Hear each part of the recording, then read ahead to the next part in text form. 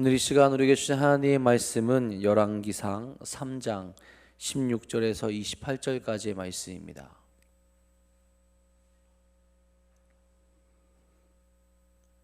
열왕기상 3장 16절에서 28절까지의 말씀입니다.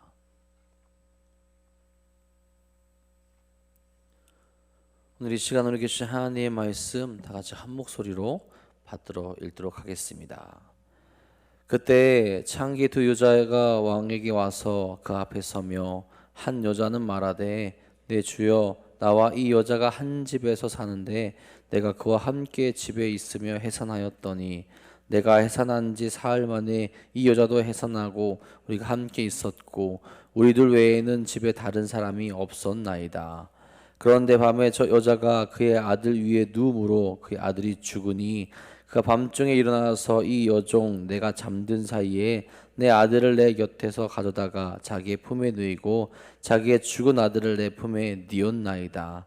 아침에 내가 내 아들을 젖먹이려고 일어나 본즉 죽었기로 내가 아침에 자세히 보니 내가 낳은 아들이 아니더이다 하매 다른 여자는 이르되 아니라 산 것은 내 아들이요 죽은 것은 내 아들이라 하고 이 여자는 이르되 아니라 죽은 것이 내 아들이요 산 것이 내 아들이라 하며 왕 앞에서 그와 같이 쟁론하는지라.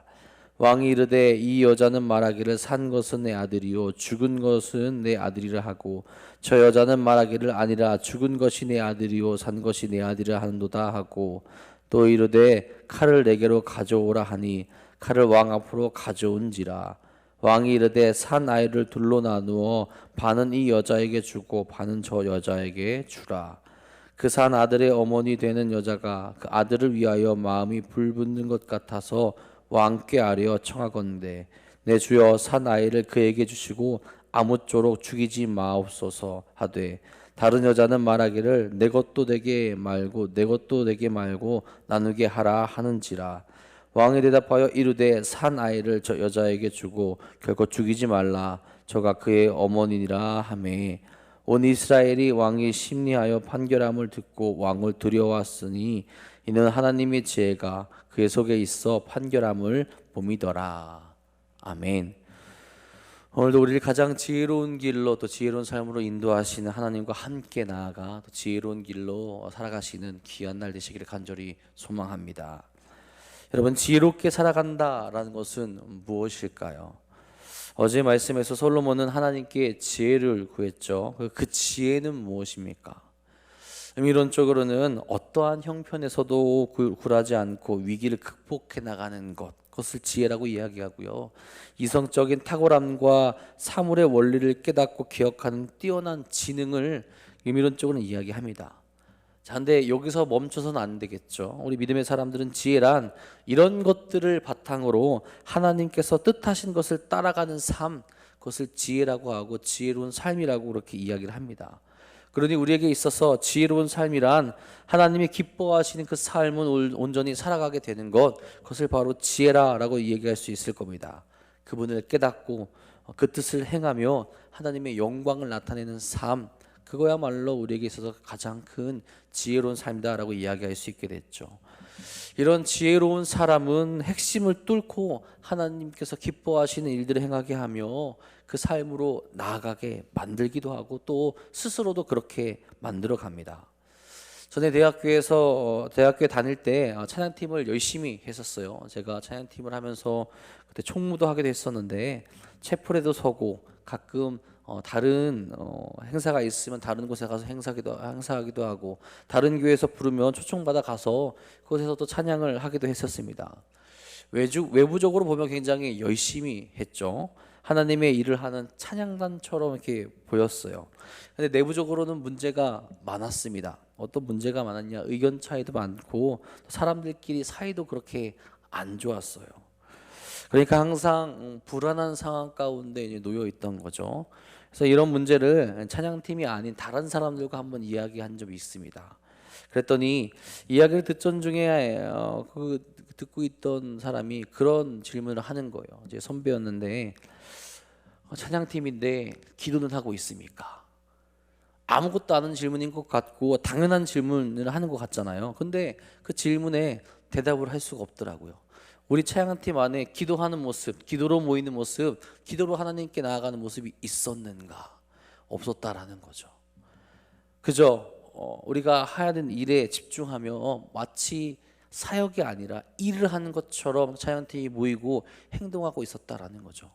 그분의 아무것도 아닌 그 질문이었지만 그 찬양팀에게 있어서 저에게 있어서는 가장 지혜로운 질문이었고 지혜로운 제시 방법이었습니다. 우리가 해야 될 것은 다른 것이 아니라 다시 기도로 나아가는 것이고 하나님의 뜻을 맞춰 나아가는 거구나. 여러분, 하나님의 지혜는 다시 하나님께로 나아가게 되고 하나님께서 기뻐하시는 것을 행하게 하죠.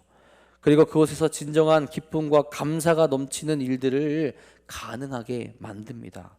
오늘 우리도 하나님의 지혜로 세상 가운데 나아가 세상을 회복하는 귀한 그 모습, 또 그거는 귀한 지혜로운 삶을 살아갈 수 있기를 간절히 소망합니다.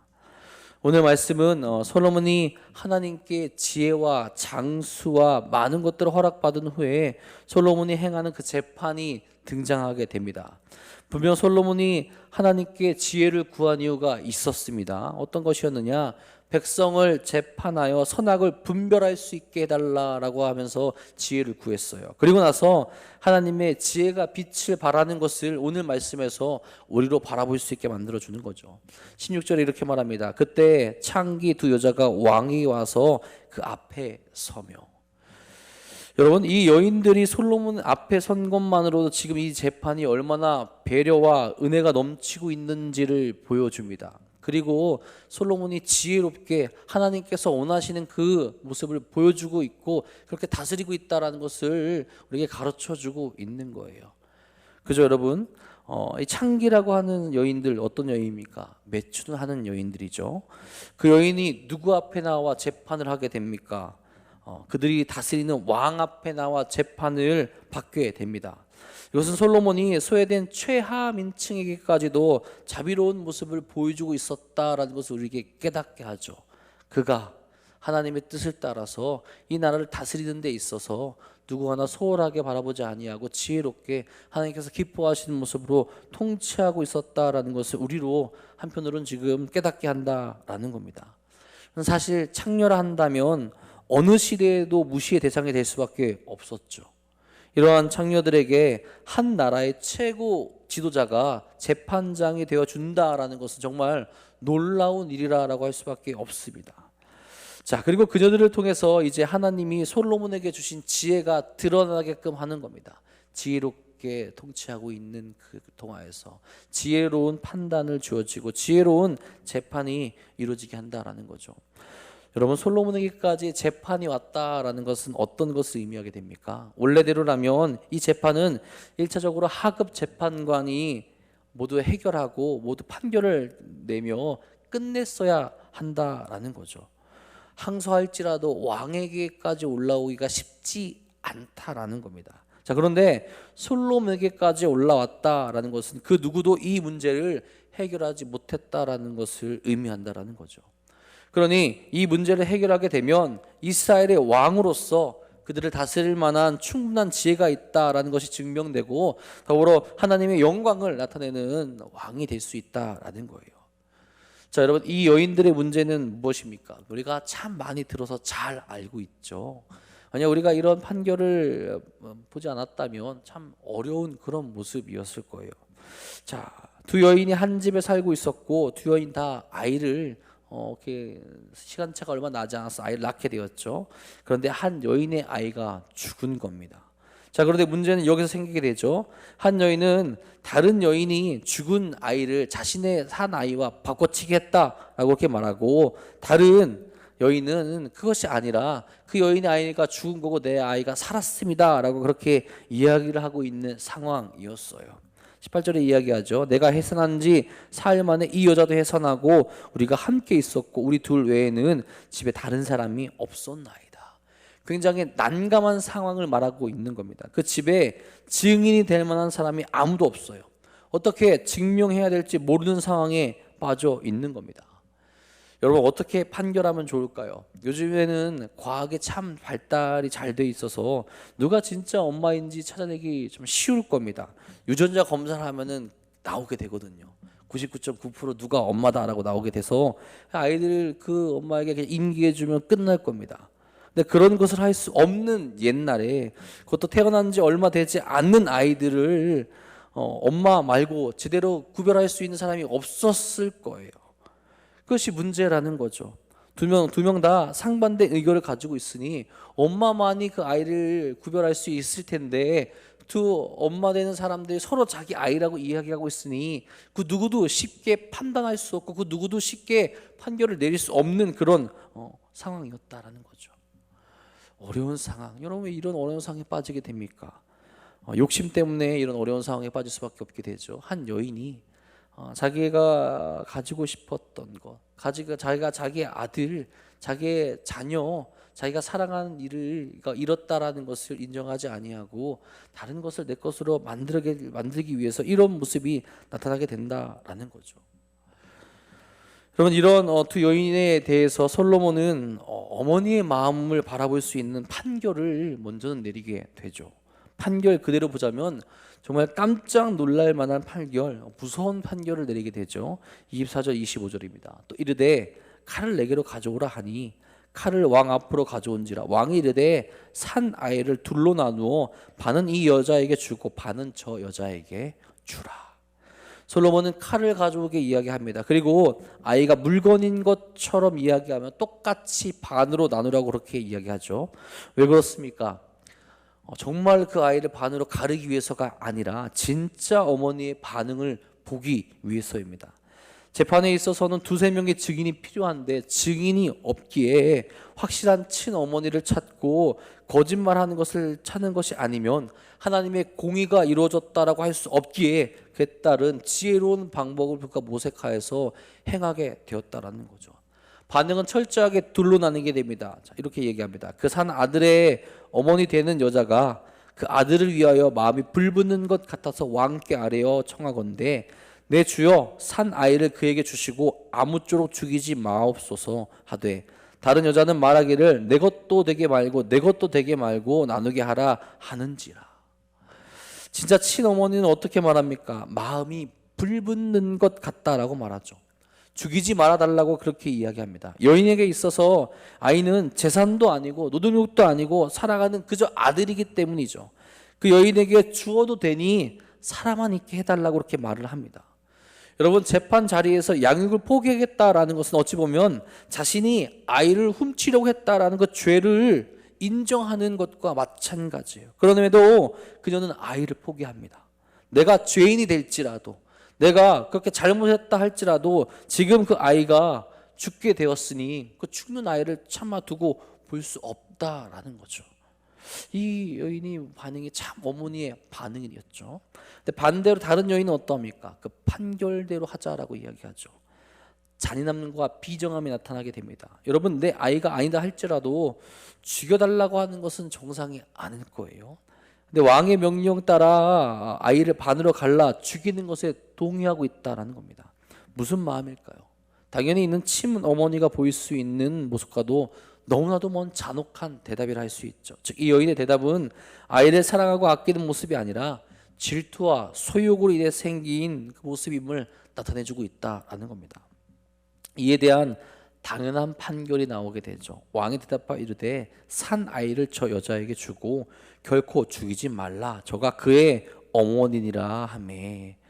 두 여인의 모습을 보고 솔로몬은 최종 판결을 내리게 됩니다. 당연히 솔로몬은 아이를 가르지 못하게 하죠. 창녀의 아이라 할지라도 한 생명이기에 결코 죽이는 일이 없게 합니다.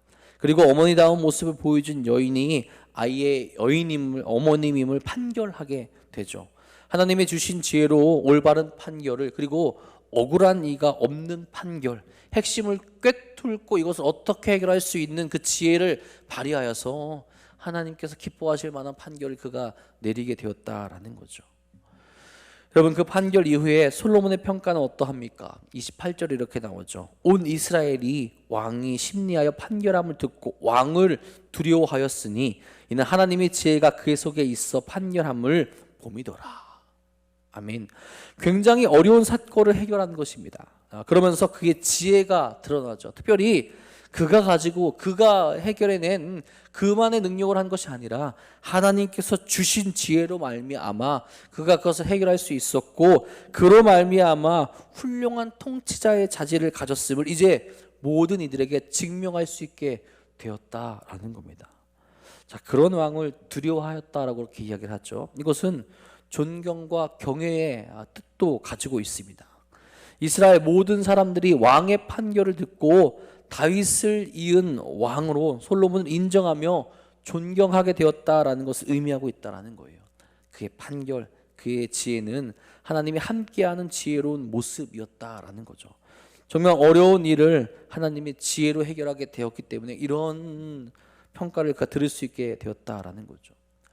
여러분, 이렇듯 하나님의 지혜로 나아가게 될 때 그 안에서는 은혜가 흐르게 되죠. 억울한 사람이 생겨 눈물을 흘리게 되는 것이 아니라 그것이 풀리게 되고 기쁨이 넘칠 만한 일이 생기게 된다라는 거죠. 그리고 그 지혜로운 모습을 계속 보여주게 될 때 하나님 알지 못하는 이들도 하나님을 바라볼 수 있게 되고 하나님의 영광을 또한 찬양할 수 있는 일들이 가능할 수 있게 된다라는 거죠. 솔로몬이 지금 그 모습을 잘 보여주고 있지 않습니까? 그 지혜가 이후엔 다른 왕들에게까지, 다른 나라에까지 소문이 나서 그가 정말 지혜를 가진 왕이라고 사람들이 인정하게 되는 모습을 우리가 앞으로 보게 됩니다. 여러분, 우리는 어떠합니까? 이런 지혜로운 삶을 살아가고 있습니까? 내가 살아가는 삶의 자리에서 하나님의 기쁨, 하나님의 뜻을 나타내는 그 지혜로운 삶이 우리에게 있는지 돌아볼 수 있어야 된다는 거죠. 우리 삶 가운데서 우리는 수많은 유혹과 욕망과 부딪히며 살아가게 됩니다. 그럴 때마다 우리는 어떤 결정을 내릴 수 있어야 하겠습니까? 주님이 주신 말씀으로 지혜로운 판결과 결정을 내리며 나아갈 수 있어야 된다라는 거죠. 물론 우선 내가 그 욕심을 나타내는 대상이 되어서는 안 되겠죠. 죽은 아이를 대신해서 나의 아이라고 거짓말하며 소유욕과 질투심을 나타냈던 어리석은 모습, 자기의 욕심이 충만한 모습을 가진 그 여인의 모습이 우리에게 있어서는 안 될 겁니다. 하나님의 뜻에 반대하는 것 그 자체가 가장 어리석은 길이기 때문에 그래요. 다른 이들의 눈에 눈물을 흘리게 하는 악한 모습이 있다면 우리는 반드시 버릴 수 있어야 된다는 거죠. 그 끝은 무엇이냐? 반드시 하나님 앞에 심판을 받을 수밖에 없는 모습으로 우리가 나아가고 있다라는 거죠. 자, 그래서 그런 모습을 버리고 우리가 살아가는 삶 가운데서 하나님이 기뻐하시고 하나님이 인정하실 만한 지혜로운 결정을 하며 나아갈 수 있어야 한다라는 거예요. 나의 뜻을 높이는 것이 아니라 늘 하나님이 기뻐하실 만한 일인가, 과연 하나님이 원하시는 일인가, 그렇게 고민하며 씨름하며 우리를 유혹하고 우리를 넘어뜨리려는 이 세상 가운데서 하나님의 말씀으로 바로 서고 하나님의 뜻 가운데 온전히 바라보며 거룩한 길로 나아갈 수 있어야 된다라는 거죠. 그게 바로 가장 지혜로운 삶이 된다라는 거죠. 그 지혜로운 삶을 보이게 될 때 나만 좋은 것이 아니라 나와 함께하고 있는 이들에게도 하나님의 지혜로운 삶이 무엇인지 보여줄 수 있게 되고 세상 사람들에게도 하나님의 거룩하고 영광된 그 삶을 가르쳐주며 살아갈 수 있는 사명을 우리가 감당할 수 있게 된다라는 겁니다. 여러분, 우리는 하나님 앞에서 지혜롭게 살아갑니까? 솔로몬이었기 때문에 지혜롭게 살아갈 수 있고 그만이 지혜롭게 살아가는 것이 아니죠. 그가 그렇게 있었던 것, 하나님께 구하였고 하나님의 뜻 가운데 거하려 하였기에 그게 지혜롭게 살아갈 수 있었다라는 겁니다. 이후에 그의 삶을 보게 될 때, 말년으로 가면서 그의 삶을 보게 될 때 솔로몬의 삶은 결코 지혜롭다라고 이야기하기 어려울 정도로 변하게 되죠. 이방신을 섬기는 여인들을 맞이하게 되고 이방신을 섬기는 나라로 만들어가는 모습을 보이지 않습니까? 그 모습을 보게 될 때 우리는 그가 지혜로웠다라고 그 당시 그 부분에서는 이야기할 수 없게 되죠. 지금 하나님의 뜻을 구하게 될 때, 하나님 말씀을 다스리는 걸 보게 될 때 지혜로웠다라고 말할 수 있게 되는 겁니다. 마찬가지예요. 우리 삶 가운데서도 세상 사람들이 지혜로운 것 같지만 그들은 지혜롭지 않죠. 오히려 하나님의 뜻을 행하고 하나님의 뜻 가운데 거하며 하나님의 기쁨이 되는 우리가 지혜로운 삶을 살아간다라고 확실하게 말할 수 있게 되는 겁니다. 우리가 정말로 하나님 앞에 지혜롭게 살아가고 있습니까? 솔로몬처럼 하나님이 원하시는 핵심을 파악하고 언제나 거룩한 삶으로 지혜로운 삶으로 나아가 우리가 살아간 이 세상 가운데서도 승리하는 사랑하는 도난노교회 성도인들 되시기를 주님의 이름으로 간절히 축원합니다. 기도하겠습니다. 사랑해 주님, 오늘도 우리가 지혜로운 삶으로 살아갈 수 있도록 인도하여 주옵소서. 나의 생각, 나의 뜻을 내려놓고 이 세상에 자랑하는 것을 바라보며 가는 것이 아니라 하나님께서 기뻐하시는 그 삶을 바라보며 나아갈 수 있도록 인도하여 주옵소서.